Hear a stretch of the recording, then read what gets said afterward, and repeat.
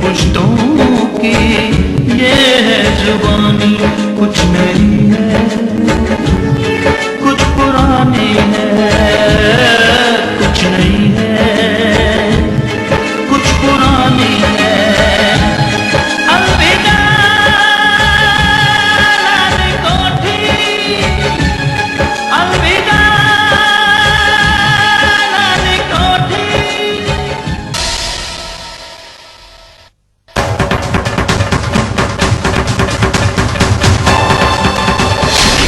आशा क्या है? दीदी ये डॉक्टर नहीं है, ये हैवान है। ये तुम क्या कह रही हो आशा? ये उन लोगों से मिला हुआ है दीदी। देखिए देखिए ना, गलत फहमी हो गई है। मैं तो इन्हें सिर्फ विटामिन का इंजेक्शन दे रहा था ताकि इनको ताकत मिल सके। ये बहुत कमजोर हो गई हैं।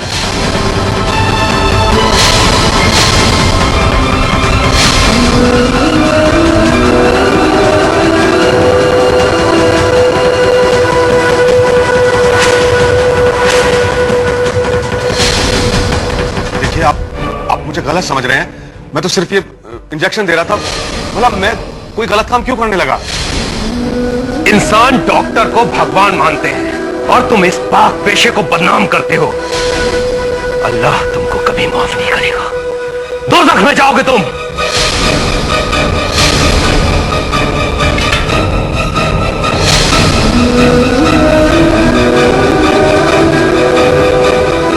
चलिए नंदिनी जी, हमने बहुत बड़ी गलती की यहां आकर। चलिए।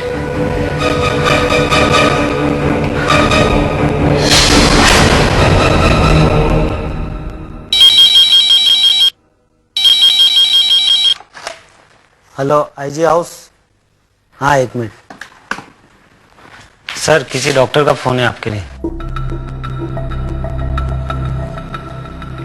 हाँ डॉक्टर, काम हो गया? आजी साहब, मैं बस काम करने वाला था कि आशा को शक हो गया और वो जोर जोर से चिल्लाने लगी और उसके साथ आने वाले लोगों को पता चल गया कि मैं उसका अबॉर्शन करने वाला हूँ। सर देखिए, मैं बीवी बच्चों वाला आदमी हूँ। अगर ये बात फैल गई तो सर मैं तो भूखा मर जाऊंगा। जितनी जल्दी हो सके तुम भूखे मर जाओ तो अच्छा है। इतना छोटा सा काम नहीं कर सके तुम। आजी साहब, मैंने अपनी तरफ से पूरी कोशिश की थी। देखिए, मैं आपको अपनी प्रॉब्लम समझाने की कोशिश कर रहा हूँ, लेकिन आप मुझे गलत समझ रहे हैं। इस वक्त मेरी सबसे बड़ी प्रॉब्लम है आशा का बच्चा, और उससे मुझे जल्द से जल्द छुटकारा चाहिए। और किसी की प्रॉब्लम से मुझे कोई लेना देना नहीं, समझे तुम? इडियट।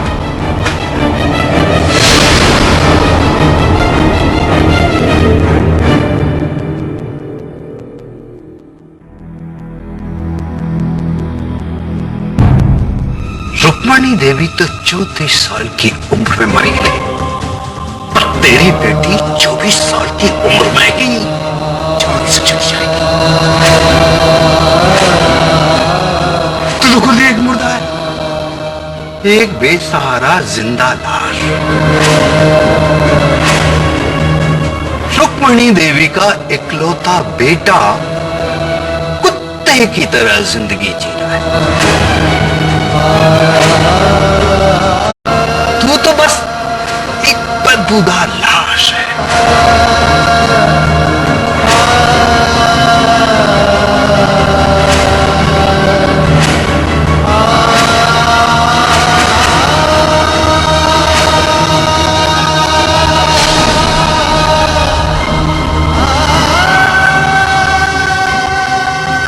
रुक्मणी देवी तो 34 साल तेरी बेटी 24 साल की उम्र में जान से चली जाएगी। रुक्मणी देवी का इकलौता बेटा कुत्ते की तरह जिंदगी जी।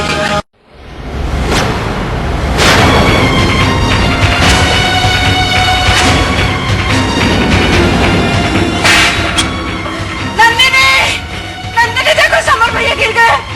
समर भैया, क्या हो गया आपको समर भैया? नंदिनी, समर भैया। डैड, डैड, डैड, देखो चोट। डैड आप कैसे गिर गए? डैड, डैड कैसे गिर गए? पहले भैया को पलंग पर लेटाओ। उठिए डैड, उठिए।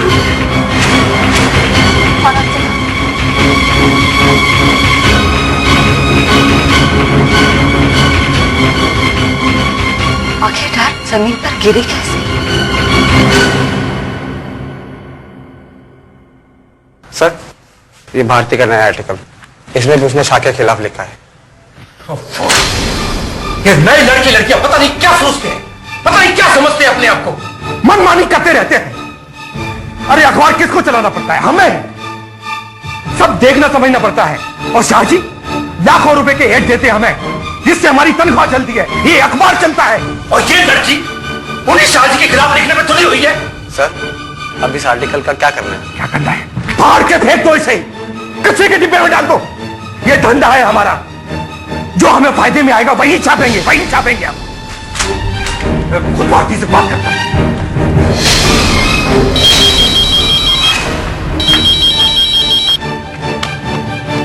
हेलो भारती, क्या है ये सब? तुम चार मीटर के पीछे क्यों खड़ी हुई हो? मैंने तुम्हें कुछ भी लिखने के लिए मना किया था ना? आपके मना करने से क्या होता है सर? अखबार की जिम्मेदारी होती है कि वो सच्चाई को छापे। क्या सही है और क्या गलत, अब तुम मुझे मत समझाओ। मैंने तुमसे ज्यादा दुनिया देखी है, समझे? सवाल ये नहीं है कि किसने कितनी दुनिया देखी है सर, सवाल ये है कि क्या सही है और क्या गलत। आपको मेरा आर्टिकल छापना ही पड़ेगा। सर, मैं आपसे बाद में बात करती हूँ। ये आर्टिकल नहीं छपेगा, बस। छपेगा और जरूर छपेगा। देखिए, इस वक्त मैं आपसे बहस नहीं करना चाहती, मैं आपको बाद में फोन करती हूँ।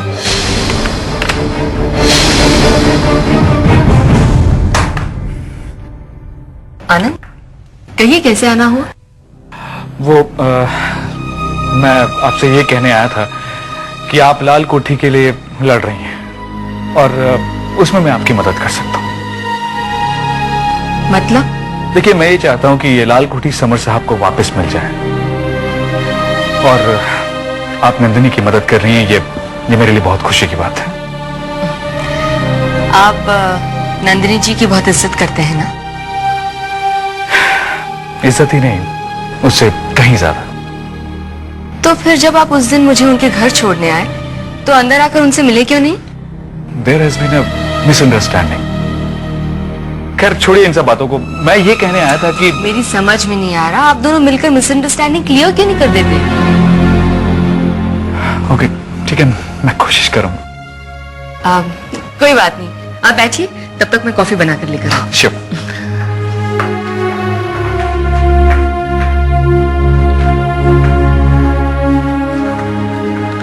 भारती,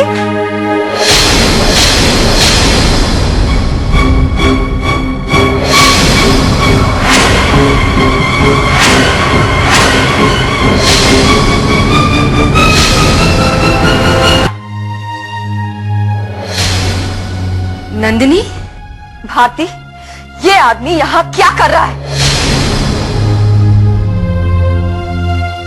देखो नंदिनी, तुम्हें आनंद को लेकर बहुत बड़ी गलतफहमी हो गई है। इन्होंने मुझे सब कुछ बता दिया है। ये मेरे सवाल का जवाब नहीं है और इन्हें लेके मेरे मन में कोई मिसअंडरस्टैंडिंग नहीं है, ओके? और हाँ, तुमने कहा ना कि इन्होंने तुम्हें सब कुछ बता दिया है, तो इन्होंने तुम्हें ये नहीं बताया कि आज जो हमारी ये हालत है वो सब इन्हीं की वजह से है। देखो नंदिनी, ऐसी बात नहीं है। मैं कुछ सुनना नहीं चाहती। भारती प्लीज तुम इनसे कह दो कि ये यहाँ से चले जाएं। नंदिनी, आनंद मेरे मेहमान हैं, इन्होंने मेरी जान बचाई है, मैं इन्हें जाने के लिए कैसे कह सकती हूँ? नहीं भारती, मैं खुद ही चला जाता हूँ। एक मिनट आनंद, आप कहीं नहीं जाएंगे। हाँ तो ठीक है, मैं यहाँ से चली जाती हूँ, तुम रहो अपने सो कॉल्ड मसीहा के साथ। नंदिनी, नंदिनी नंदिनी क्या बचपना है ये?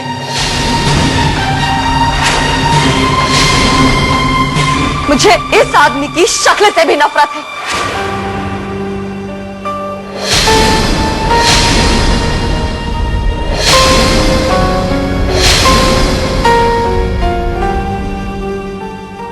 देखा भारती, नंदिनी कैसे बच्चों की तरह जिद कर रही थी। इंसान से गलती हो जाती है, मुझसे भी हो गई, लेकिन नंदिनी मुझे अपनी गलती सुधारने का एक मौका तक नहीं देना चाहती। आनंद, तुम्हें नंदिनी से इतनी हमदर्दी क्यों है? वो तुमसे इतनी नफरत करती है और तुम मुझसे दोस्ती करना चाहते हो?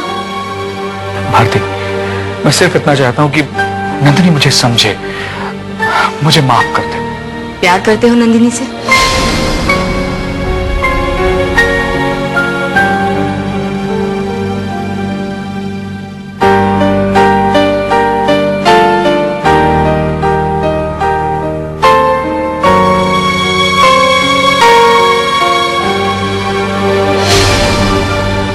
नंदिनी बेटा, वो मकान मालिक आया था। किराया मांग रहा होगा, और क्या? हाँ बेटा, कह रहा था 3 महीने का किराया बाकी है। उससे कह दीजिएगा कि 20 तारीख तक रुके, उसका किराया मिल जाएगा।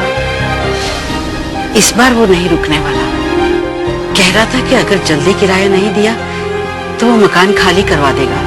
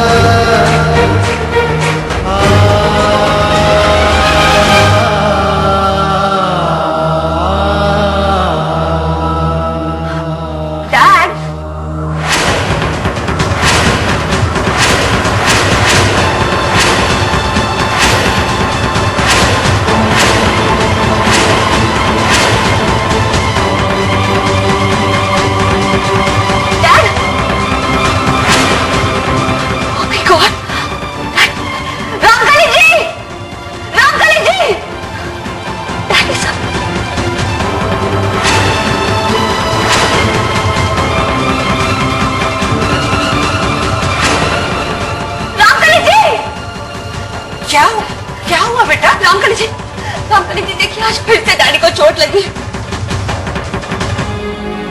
मेरे कुछ समझ में नहीं आ रहा है ये क्या हो रहा है। और देखिए फर्श पे ग्लास भी टूटा पड़ा हुआ है। रामकली जी, आपको भी डैडी का ध्यान रखना चाहिए। जी बेटा।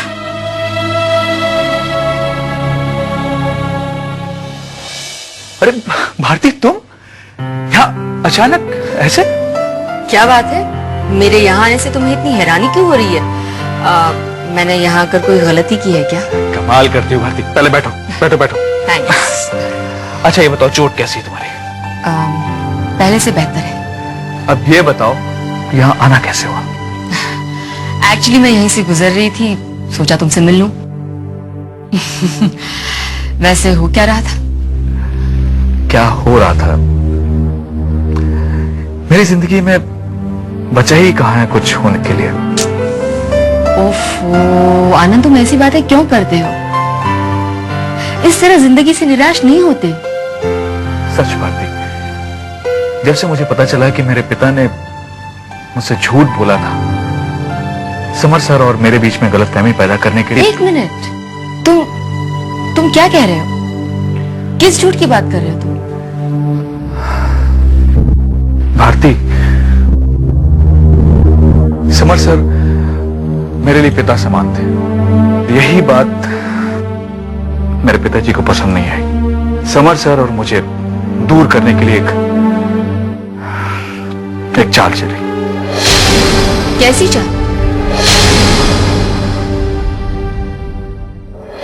तुम जानकी देवी और समर सिन्हा की बेटी हो।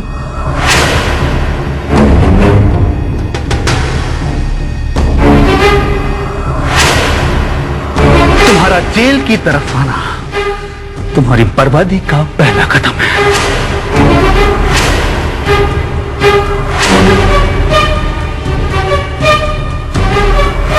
मिस्टर समर सिन्हा ने ये लाल कोठी मेरा नाम लिख दी।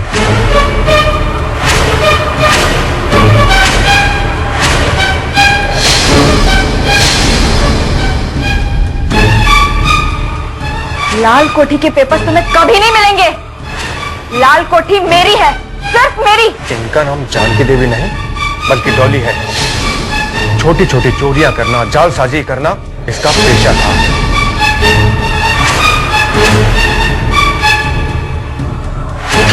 मार के बाहर निकाल दो। मैं नंदिनी को सब कुछ बताने को तैयार, लेकिन वो मेरी एक बात भी नहीं सुनना चाहती। आनंद, वो सिर्फ एक ही सूरत में तैयार हो सकती है, अगर तुम उसे लाल कोठी वापस दिलवा दो तो। भारती, मैं नंदिनी, आओ बैठो ना। नंदिनी पता आज क्या हुआ? आज मैं भारती से मिली। भारती आनंद के बारे में बात कर रही थी, बोल रही थी आनंद बहुत अच्छा लड़का है, नंदिनी को बहुत ज्यादा। प्लीज, मुझे आनंद के बारे में बात करने में कोई दिलचस्पी नहीं है, और हम वो बातें नहीं करें तो ही अच्छा होगा। तुम ये बताओ कि तुम्हारा आना कैसे हुआ? मैं तुमको ये बताने आई थी कि तुम्हारा अंदाजा जो चटवाल के मामले में था ना, बिल्कुल सही है। वो आदमी भरोसे के लायक नहीं है। जानती हो नंदिनी, वो दुर्गा और सुखिंदर लाल के हाथों बिका हुआ है। वो हमारी सारी इंफॉर्मेशन उनको देता है और बदले में उनसे पैसे लेता है। मेरा तो ना उस बिके हुए आदमी के साथ काम करने का बिल्कुल भी मन नहीं। देखो, मैं उसको छोड़ दूंगा। नहीं, तुम चटवाल के साथ ही काम करोगे। और देखो, अब तो तुम्हारा उसके साथ काम करना और भी ज्यादा जरूरी हो गया। वो हमारे खिलाफ क्या क्या चाले चलता है, उसकी जानकारी भी तो हमें मिलनी चाहिए। तुम ठीक कह रही हो नन्नी, लेकिन देखो मेरा कॉन्शियस बिल्कुल अलाउ नहीं कर रहा है कि मैं उसके साथ काम करूं। मैं इंदु, तुम शायद भूल रही हो कि हमारी लड़ाई अन्याय के खिलाफ है, और ये बात कॉन्शियस के बारे में सोचने का नहीं है। अगर चटवाल हमारी सारी इंफॉर्मेशन दुर्गा और सुखेंद्र लाल को देता है, तो तुम्हें उनकी सारी इंफॉर्मेशन हमें लाके देनी।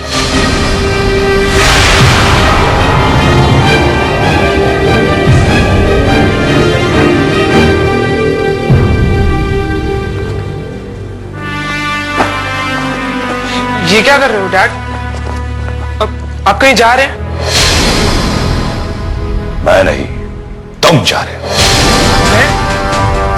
मैं कहां जा रहा हूं?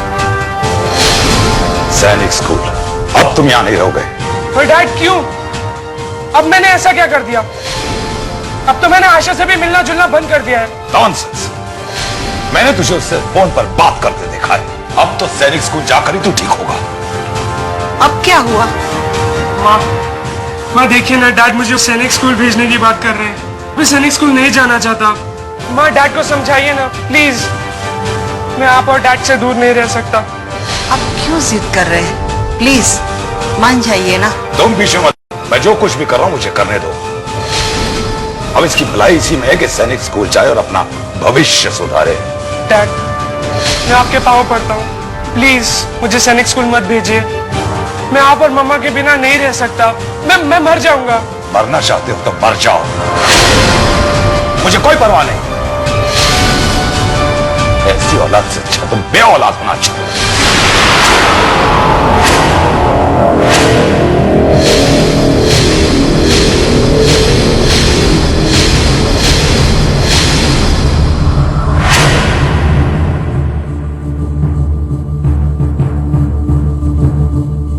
मरना चाहते हो तो मर जाओ। ऐसी औलाद से अच्छा तुम बे औलाद होना चाहिए। ऐसी औलाद से अच्छा तुम बे औलाद होना चाहिए।